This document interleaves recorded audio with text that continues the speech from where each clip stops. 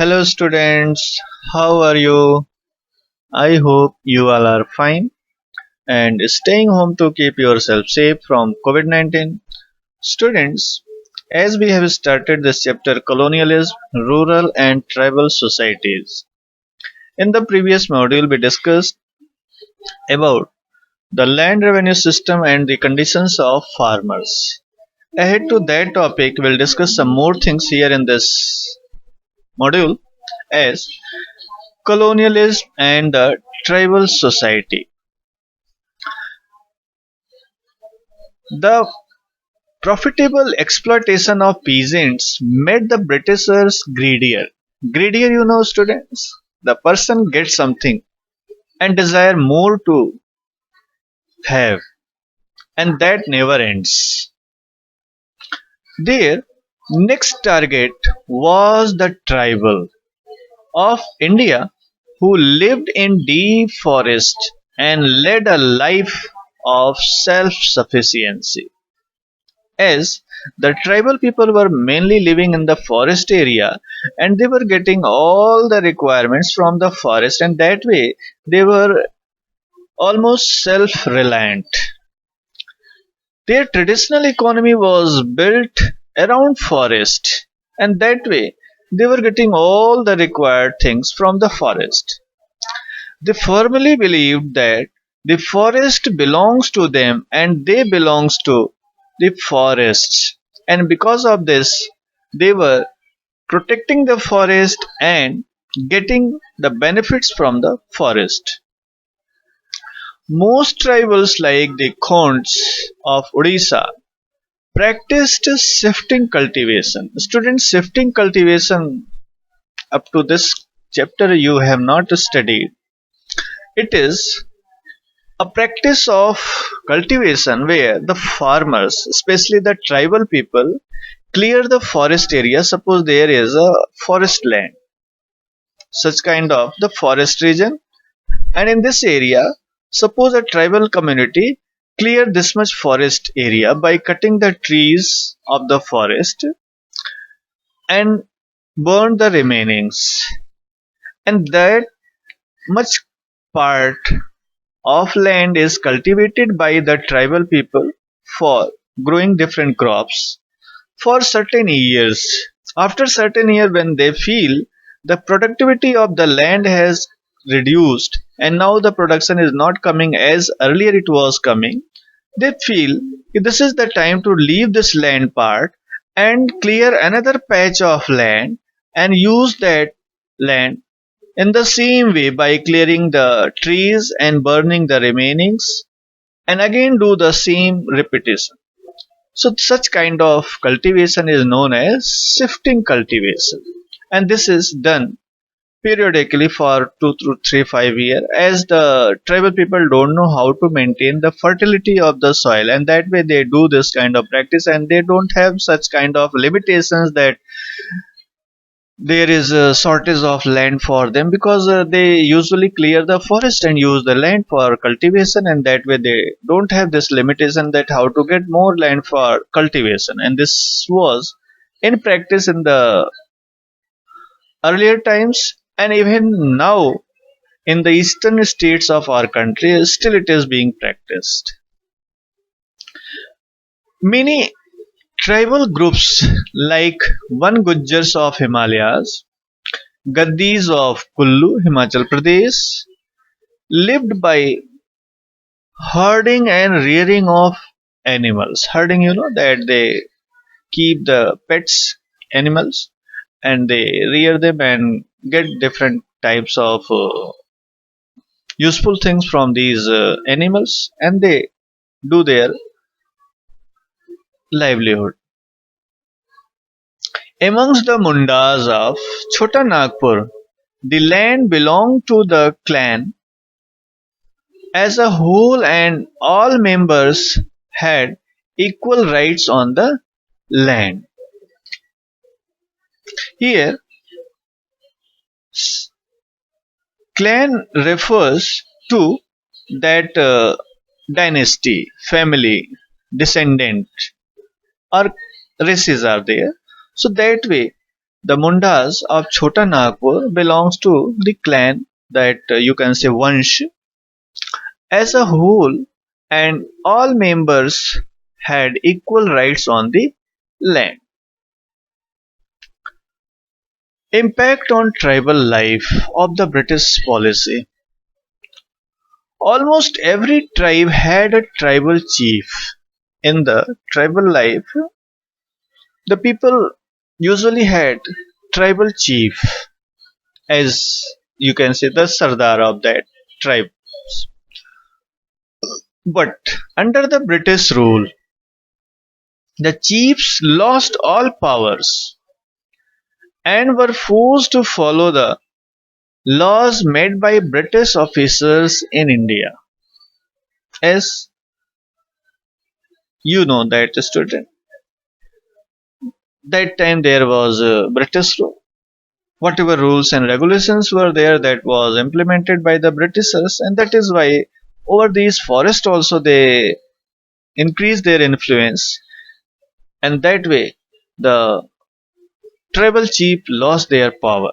But the Britishers did not want shifting cultivation because it was difficult to control the movement of tribals. Because, as we discussed in the previous slide, the tribal people shift from place to place for cultivation. But the tribal wanted to continue shifting cultivation because this was their traditional practice. The changes made in the forest laws by British made the tribal life very difficult. Most of the forests were declared as the state property, especially the reserved forest which produced timber. So for getting timber material, they declared the forest as reserve forest, and then afterward the tribal people were not allowed to use the forest for their livelihood. Many tribals had to move to the other areas in search of livelihood. This created a shortage of laborers to cut trees and the railway sleepers for the materials for railway sleepers. Here this E is missing later. And to transport logs. During the 19th century, when the demand for forest produce increased, the traders and the money lenders took advantage of this situation. What and how? They went to the tribals and offered them cash loans. They also asked them to work for wages as the Britishers implemented this declared forest area, reserve forest area. The tribals lost their livelihood. The advantage was taken by these rich people, and these people offered cash to the tribals and they asked them to work for them for wages.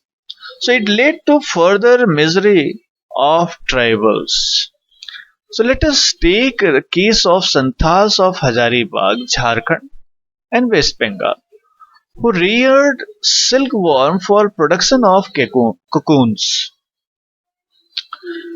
When the demand for Indian silk increased, efforts were made to increase silk production. The traders, their agents and many middlemen approached the growers and they gave them cash loans and collected cocoons from them. You will be surprised to know that they just paid rupees 3 for 1,000 cocoons and then sold them at 5 times more. 5 times more, you can understand this, 3 rupees for 1,000 cocoons and then 5 times 15 rupees for 1,000 cocoons. So this was the difference created in their profit margin. When the tribal groups came to know of the reality, they were shocked and started considering the traders as their enemy. Many tribals had to leave their forest homes in search of work. A large number of them were recruited through contractor to work in tea plantation in far off areas of Assam. They were paid low wages and were not allowed to go back home. So this was a bound labor kind of condition situation created. The plight of the coal mine workers was no less miserable. The condition.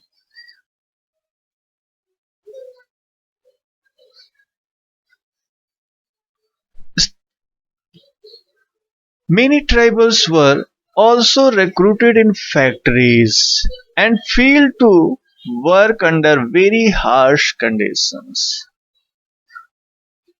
So factories and fields were also providing very harsh condition of working, and that tribals faced similar situation in these areas also.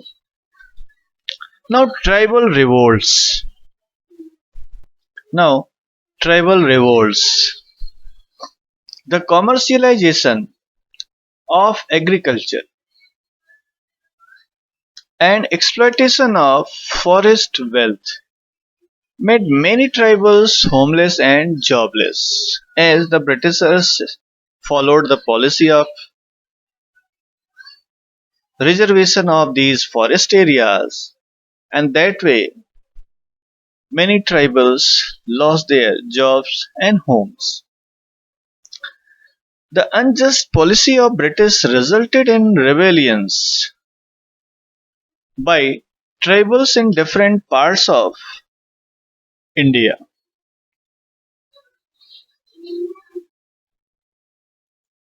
Students, we discussed today only, means yesterday, one student asked about this. Rebellion means the revolts. In Hindi, you can say withdraw. Revolt by the Khasi who lived in Khasi hills of northwest Assam took place in 1829.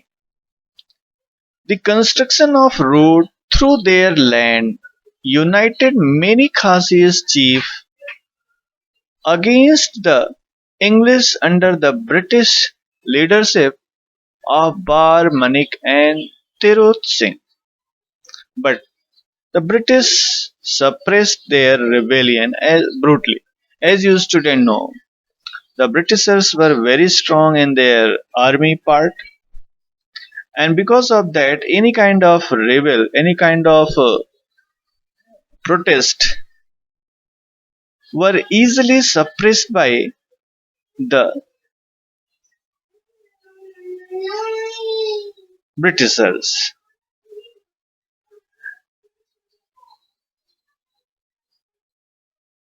Here, brutally means not gently, means the reverse meaning or opposite meaning of gently, means very harshly. In this do you know part, the Kharwar rebellion of 1870, revolt by Kacha Nagas in 1882, revolt by Santhals of northwest Assam and Kukis of Manipur in the year of 1970 targeted the British, but they all failed miserably because they wanted to protest, they wanted to hit the Britishers by their revolt, but it could not happen because Britishers had established a very strong army by their policy of following the policy of divide and rule.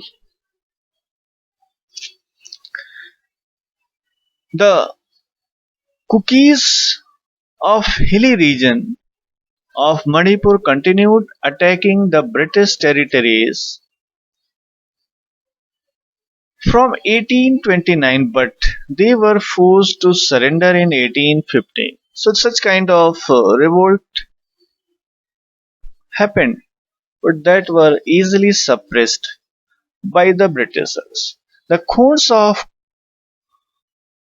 Kondamandals, Kondamals near Odisha revolted against the British in 1846 due to the fear of being annexed. Annexed means the property is taken by the Britishers. You can say there is a concept of hadap lena.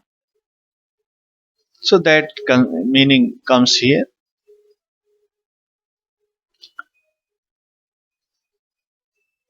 But they could not stand before the might of Britishers, as very clear. The Britishers had very strong army, and that was the result of their victory everywhere. The Santals found themselves quite helpless against the ruthless exploitation operations of traders and the middlemen, as because of this policy followed by the Britishers, that declaring the forest area, reserve area, and the tribals lost their homes and livelihood. Then middlemen, the traders came forward to exploit these homeless people, helpless people, and they were expecting the British government to safeguard their interest. When nothing was done, they revolted against the Britishers as Santals. In the beginning, they were feeling that the Britishers will help them, as the exploitation was done by the traders and middlemen, but it could not happen. And when this not happened, they revolted against British in 1855 and 56 under the leadership of Sidhu Kanu Marmo. So these were three leaders.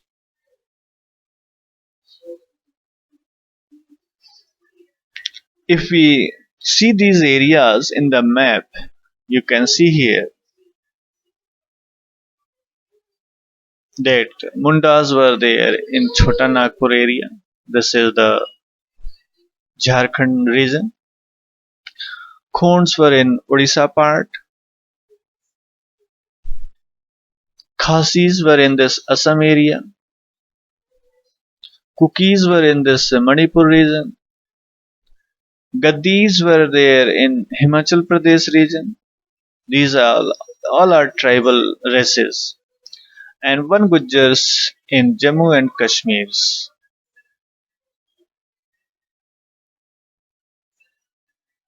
Now Mundas of Chota Nagpur joined by Kolarian tribes of the same region revolted in 1831. The struggle was suppressed by British forces, but exploitation by the merchants are that businessmen, the money lenders continued. So this exploitation continued. In 1895, Birsa Munda, a young boy, emerged as a hero of tribals. He urged them to continue to work on their own land to earn their living and not to move away from the forest region, and this would end all their sufferings. So here one picture is taken of that Birsa Munda. As the Birsa movement spread, the popularity of Birsa Munda also increased. He told his people that land policies of British were destroying their traditional land system. Birsa was jailed, as earlier happened in all the cases. Here also happened similar. Birsa was jailed for 2 years, but on his release, he instigated the tribals, motivated the tribal to attack Jamidars. Instigated means uksana, bhadkana. He raised the white flag as a symbol of Birsa Raj. He usually using that white flag. And this movement ended in Birsa Munda 1900 with the death of Birsa. So this way, this protest also suppressed by the Britishers. The name Munda given to the community indicates the name of its leader, Mundas, as Birsa Munda was the leader of this community, and that way name is given to this community as Mundas. The Mundas called themselves Hodoko, meaning the human being. So this was all about for today's topic, student. We discussed here, and we'll meet in the next module some more topics from the chapter. Till then, bye all of you. Thank you. Have a nice day, students.